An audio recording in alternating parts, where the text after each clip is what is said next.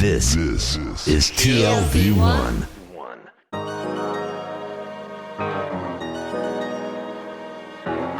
The Tel Aviv Review with Gilad Halpern.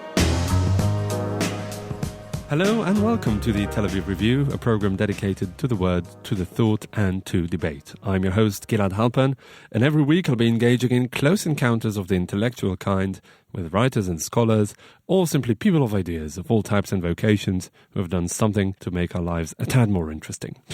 My guest today is an environmental and legal historian working at the Taub Center for Israel Studies at the University of New York under the supervision of Professor Ron Zweig. She specializes in water management in Israel on the eve of the establishment of the state and thereafter. Dr. Orli Sela, hello and welcome to the Tel Aviv Review. Shalom. So one of the well-known myths about the land of Israel was that it was flowing with milk and honey, but it wasn't really flowing with water. Did it come as a surprise to the Zionist pioneers who wanted to make the desert bloom? It's a complicated question because the main leaders of the Zionist organization were from Europe. And Europe was a grain land, and their vision about the Zionist country was established on a green, bloom, flourish country. But the Zionist experiment was established in Palestine. And Palestine is a land of a semi-arid acclim. And they were challenged by this environment.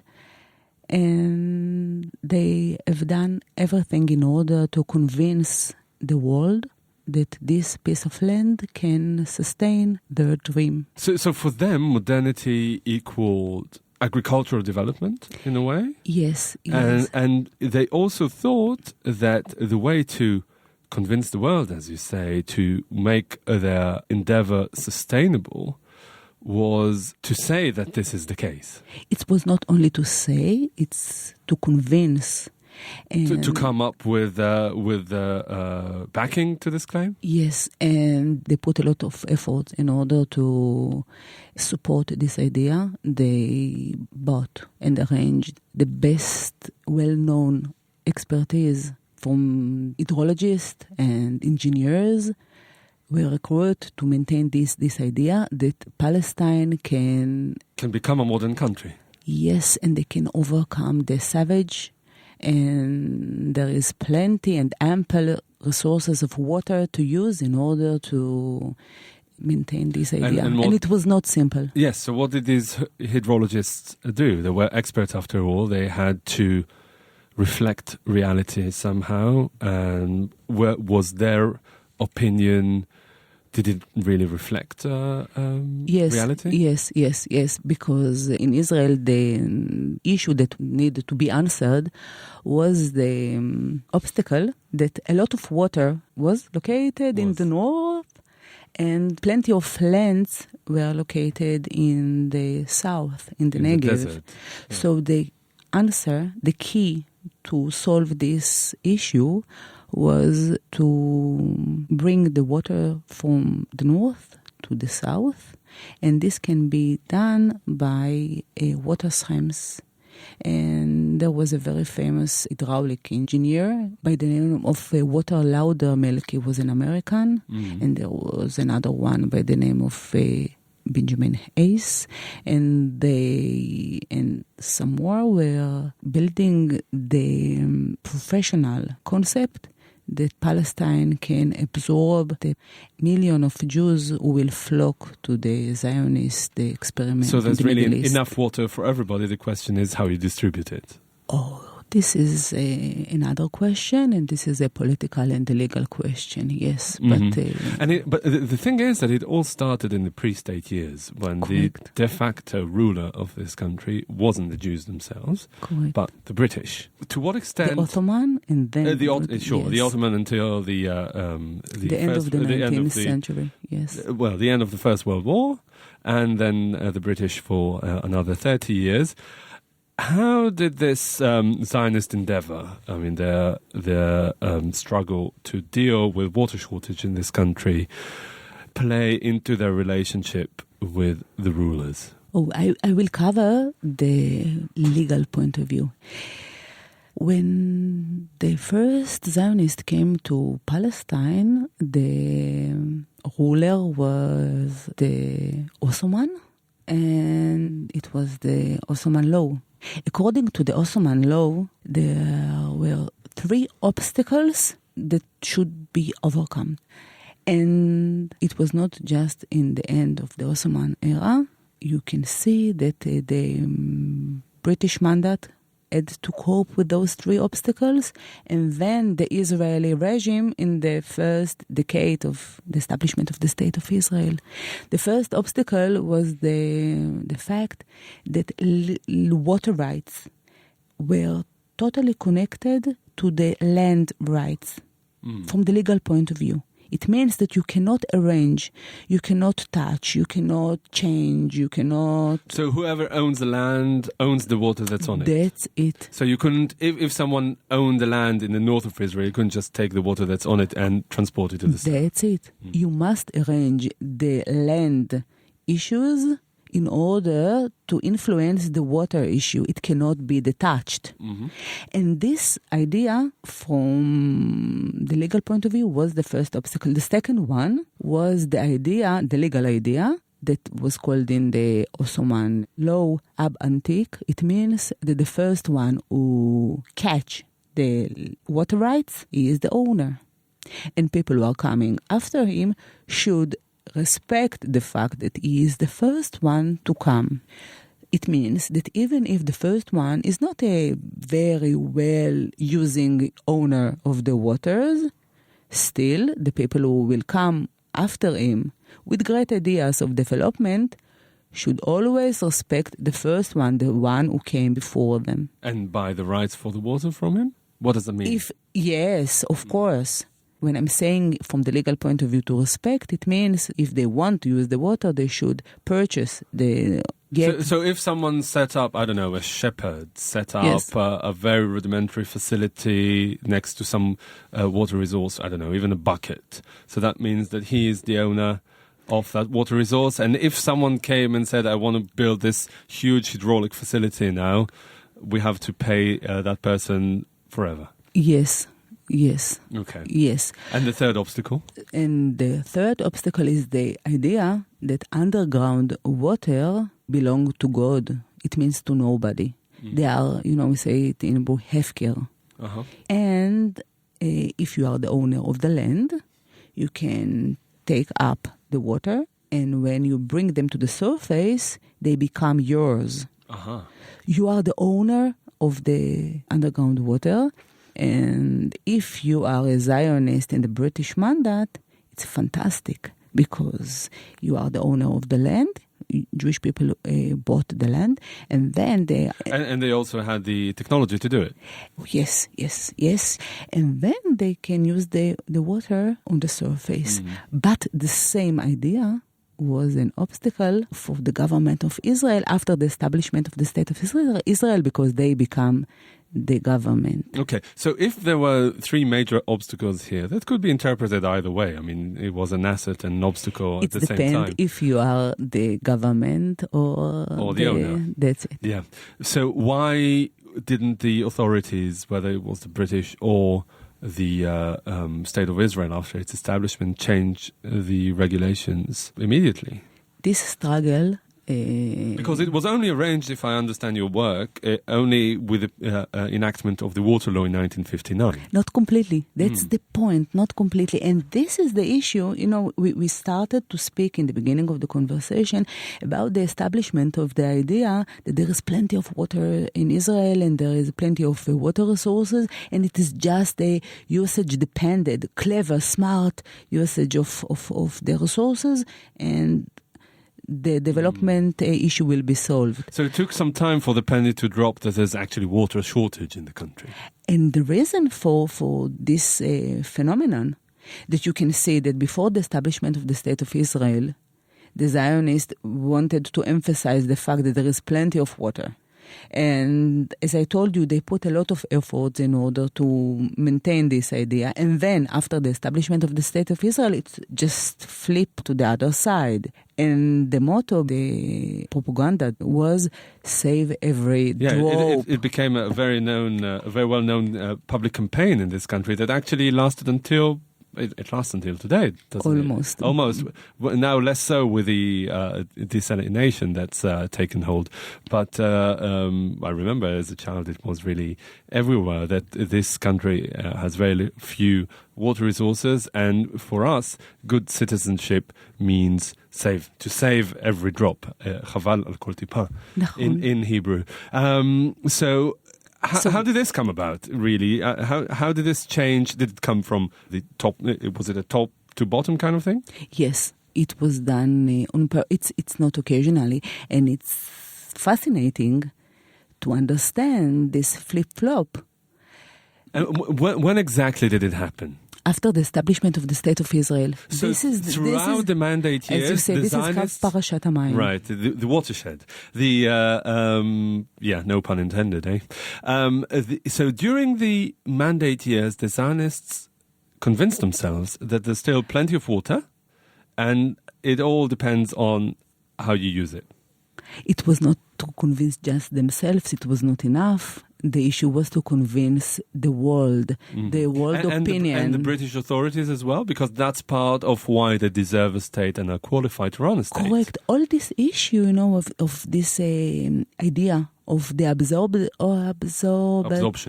capacity of the state was coined as a part of the number of certificates that the British mandate will give to the issue. Right. This is the essence. This is the start point of all this idea. And once the state was established, it was turned upside down because another idea was now on the table, on the plate. The issue was, from the point of view, according to the state of mind of Ben Gurion, his vision was the mamlachtiyut. It was coined by Professor Nir Kedar from Bar-Ilan University. This idea, this concept, it means that just the government, just the state has the ability to cope with such an issue like the waters. National challenge, That's it. That's it. And mamlachtiyut translates roughly as statism. Nachon. Okay.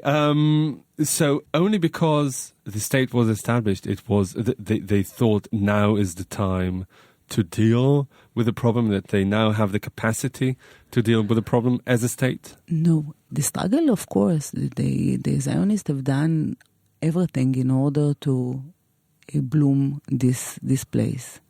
But before the establishment of the State of Israel, it was done by companies like Mekorot. Mekorot is a very nice example of solving this issue of water rights by contract. Mm-hmm. A contract between the company and the consumers. But as a state, it cannot be done from the legal point of view I'm speaking, in a contract.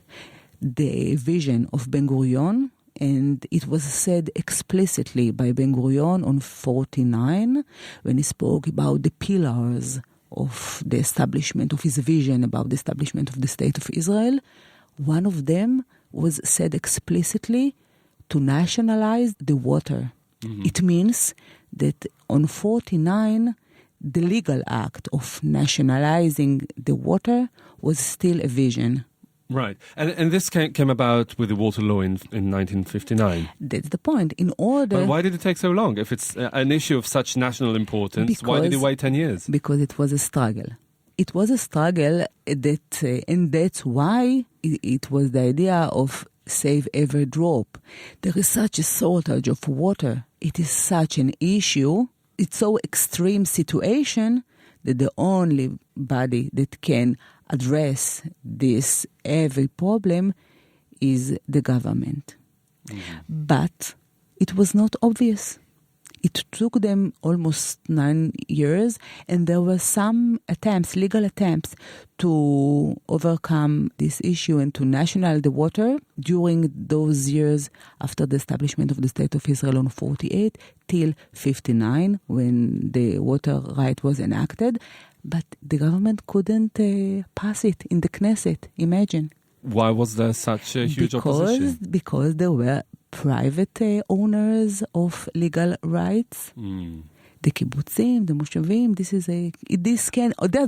can be opened for... Even the kibbutzim and the moshavim opposed to the nationalization of water. Everybody, even Maki, the communist Party. Every side have something to contribute. Against the will of Ben-Gurion? Yes. Even during a time when it was really omnipotent? Yes, and this, it enlightened in a very nice way, the story of the legal arrangement of the water rights in the newborn state of Israel regarding the struggle among all the political powers in the newborn state.